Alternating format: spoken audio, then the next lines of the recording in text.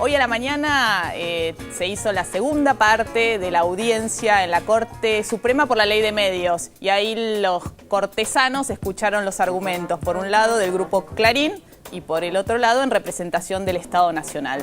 Y vos, Ruli, Sí, ¿qué conclusiones sacaste? Mira, me parece que estuvo súper interesante. Yo al principio cuando se anunció esto desconfío un poco. De hecho me pareció... Sistema. Sí, me pareció que era un recurso para ganar tiempo, que qué cosa más se podía decir que no estuviera dicha en la Ley de Medios, una ley que se discutió tanto antes de la sanción, después de la sanción, con las cautelares. Es una ley que sabemos fue sancionada hace 4 años, cuyo corazón está frenado, digamos, por una serie de recursos de amparo y demás. Ahora, a mí me pareció interesante, fue una teatralización, pero esto dicho en el buen sentido, una teatralización en el sentido de, bueno, poner sobre un escenario los argumentos de las dos partes. De un lado el Grupo Clarín, del otro lado el Estado Nacional. Ayer hubo la presentación de los amigos de la Corte y de los amigos de las dos partes, estas instituciones, el CELS y muchas otras, que se presentaron a argumentar por qué les parecía bien que se falle de una manera o por qué les parecía bien que se falle de otra. Lo que hoy sucedió fue algo diferente y desde mi punto de vista más interesante todavía, que fue las preguntas de la Corte. Claro, yo lo que estuve viendo que hubo 17 preguntas para el Grupo Clarín y 33 preguntas para el Estado, como un examen, ¿no? Era como la situación, el escenario era como un examen además, Mariana, oral. Las preguntas eran muy buenas, o sea, eran casi uno podría decir una clase de periodismo, porque eran súper concretas, muy bien formuladas, muy concisas en la manera en la que estaban escritas. A mí me parecieron muy buenas las preguntas, incluso el presidente de la Corte, que era el que manejaba el debate, el doctor Lorenzetti, cuando alguno de los expositores, caso Winograd, un economista que habló por la parte de Clarín, o caso Barcesat, un abogado constitucionalista que habló por la parte del gobierno, cuando alguno empezaba a divagar, a irse por las ramas, el tipo decía, no, bueno, esto ya no está respondiendo, pasemos a la otra pregunta o aténgase a responder la pregunta, etcétera. Y había algunas preguntas que eran por sí o por no. En algún momento le preguntaron al gobierno si la ley estaba frenada, que es algo que el gobierno había dicho, y la Corte le dice, bueno, salvo estos 3 artículos, o estos 4 artículos que no están objetados en todas sus partes, sino algunos incisos, el resto de la ley está vigente. Y el representante del gobierno dijo, sí, está vigente. O sea, y ahí terminó. O sea, una pregunta que se respondió de una manera muy clara y concreta. Ahora...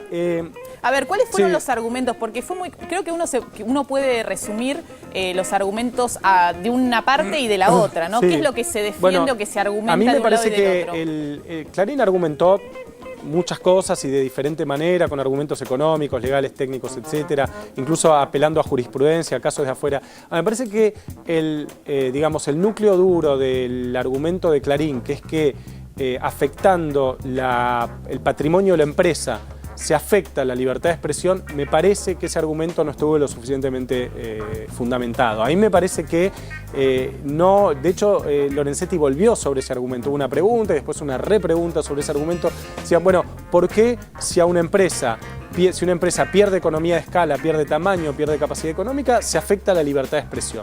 ¿Por qué? Tiene que ser poderosa la empresa para poder comunicarse. Hay empresas, en un momento le preguntaron a los abogados de Clarín, dice, bueno, hay grupos multimediáticos que son más chicos que Clarín y sin embargo siguen diciendo sus verdades. ¿Por qué tiene que ser grande un grupo para poder expresarse? En algún momento de las respuestas de quienes representaban al Grupo Clarín surgió claramente que ellos lo que no quieren perder es la facturación, porque dicen que en la medida, de alguna forma el argumento era, se factura menos porque perdemos audiencia y es menos rentable el negocio y así se afecta la libertad de expresión. Claro, y así no podemos dar a conocer nuestra voz y así se afecta la libertad de expresión porque entre otras cosas no recibimos publicidad oficial, lo cual es cierto, digamos, ¿no? Entonces, esa era la respuesta de Clarín a las preguntas de la Corte. A mí me parece que fue interesante. Hubo después también, qué sé yo, se hablaba de, bueno, ¿por qué no se puede tener licencias de cable y de televisión por aire dentro del mismo área geográfica si el cable no compite contra el espectro? Bueno, se pone técnico en algún momento porque es una ley que si bien tiene un sentido político, tiene también un contenido técnico que es muchas veces muy delicado y difícil de entender, digamos. Pero me parece que digamos, como conclusión general... Y el Estado, para sintetizar... Bueno, y el Estado argumentaba, el Congreso de la Nación sancionó una ley hace 4 años, una de las partes más importantes de esa ley es la que obliga a los grupos que no se adecúan a los parámetros que fija la ley a desconcentrarse. Esa parte está frenada para solo un grupo que es Clarín, digamos. Este era el argumento central que esgrimían los abogados del Estado y de la AFSA. Y que por obligar a un grupo a desconcentrarse, es decir, a dividirse en pedazos, a desprenderse de parte de las licencias, etcétera, no estaba afectada la libertad de prensa, sino todo lo contrario. Hay más voces, hay más libertad de prensa. Estos son como los dos polos, pero digo, más allá de los argumentos de una y otra parte, me parece que lo que fue interesante fue poder verlos. Los funcionarios del Estado han aparecido y lo dicen todo el tiempo y aparecen en los programas de televisión, etcétera.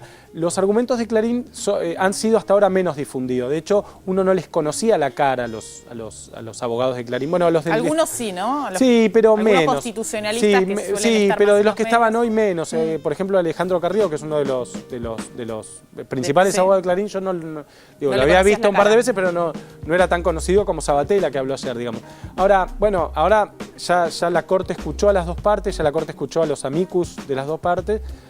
Ahora falta el fallo. Digamos. ¿Y vos pensás que este fallo se va a dar a conocer antes de las elecciones de octubre? Mirá, todos sabemos que en este país los jueces suelen ser procíclicos, digamos, suelen seguir el ciclo político. Cuando un gobierno está en alta fallan de una manera, cuando un gobierno está en declive fallan de otra. El resultado de las elecciones de las primarias de agosto, que fue desfavorable al gobierno, puede haber cambiado. La verdad que no sé, es pura especulación.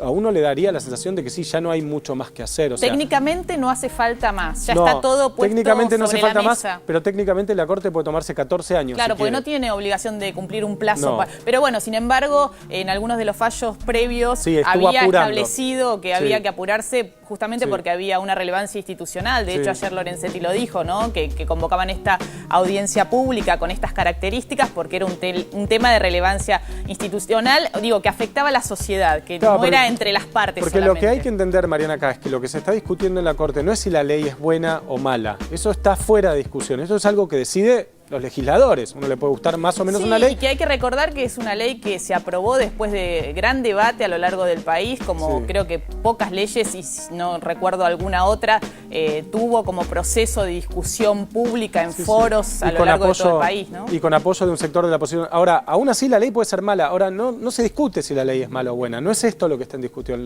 Lo que está en discusión es si la ley es constitucional o no. Esos es decir, aspectos que si están se cuestionados, ajusta, ¿no? si esos 4 artículos Claro. se ajustan a la letra de la Constitución. Clarín dice que no porque se ha afectado un derecho constitucional básico, que es la libertad de prensa. Esto es lo que se está discutiendo. Si la ley es mala o no, eso es algo que deciden los legisladores. Digamos, los legisladores pueden sancionar cualquier ley mientras la ley sea constitucional. Lo que se está discutiendo es si la ley es constitucional. Esto es lo que tiene que decidir la Corte, que es el máximo tribunal de la justicia argentina y que es el que decide si una ley se ajusta o no a la Constitución. Esto es lo que está en discusión. Muchas gracias, José. Nosotros nos vamos a un corte. Enseguida volvemos porque todavía es temprano.